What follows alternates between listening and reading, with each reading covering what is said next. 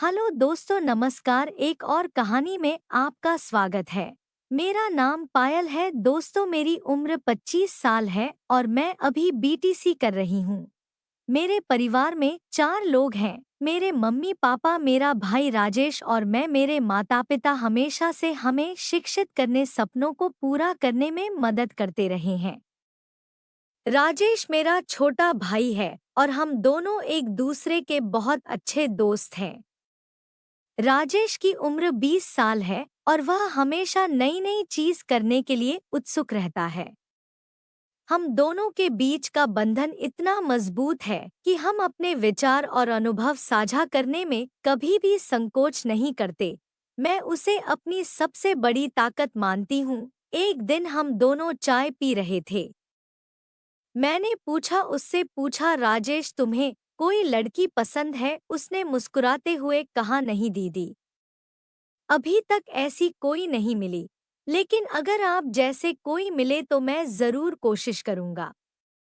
उसकी यह बात सुनकर मुझे आश्चर्य हुआ और मैंने सोचा, क्या वह सच में मुझे इतना पसंद करता है? उस दिन के बाद मेरा दिमाग उसके शब्दों में उलझा रहा है।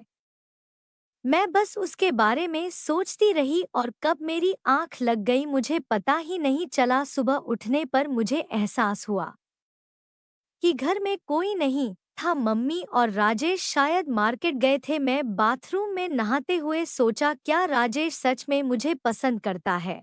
तब मैं निर्णय लिया कि मुझे इस विषय पर उससे बात करनी चाहिए। जब राजेश वापस आया तो मैंने उससे पूछा, राजेश, तुम मार्केट में क्यों घूम रहे थे? उसने गुस्से में कहा, दीदी, मुझे मजा आता है। तब मैंने उसे समझाने की कोशिश की कि गलत संगत में नहीं पड़ना चाहिए। वह बस हंसते हुए बोला, अगर तुम मेरे साथ घूमोगी और मेरी जरूरत का ध्यान रखोगी तो मैं उनके साथ घूमना बंद कर दूंगा। मैंने सोचा, क्या यह सही है? मैंने उसे कहा, ठीक है, लेकिन यह बात किसी को नहीं बतानी चाहिए। मैं राजेश के दोस्तों से भी बात की, जिससे वह अच्छे दिशा दिशा में आगे बढ़ सके। हम दोनों ने एक दूसरे का ध्यान रखना शुरू किया।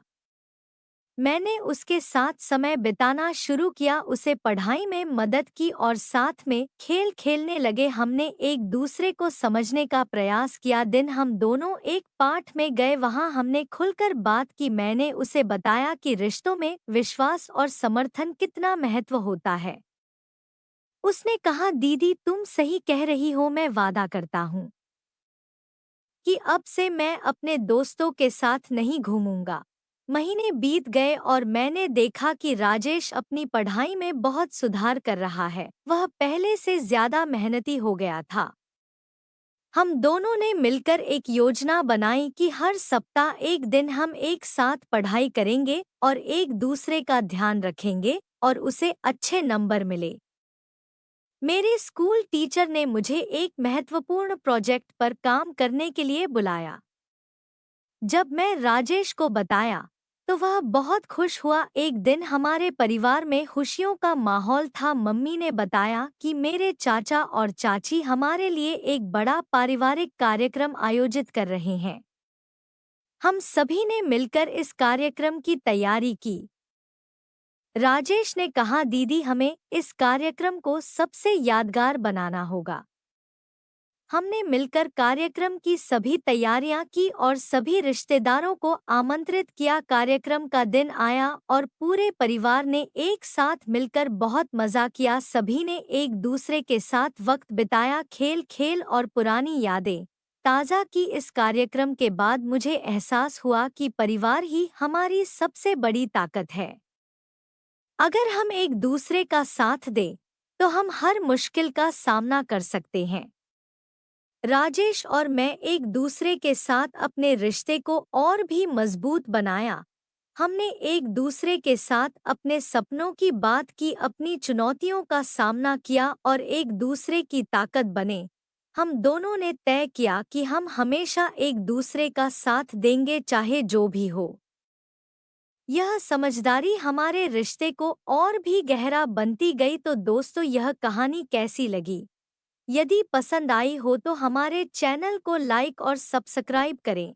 हम इसी तरह की रोजाना नई नई कहानियाँ लेकर आते रहेंगे। धन्यवाद।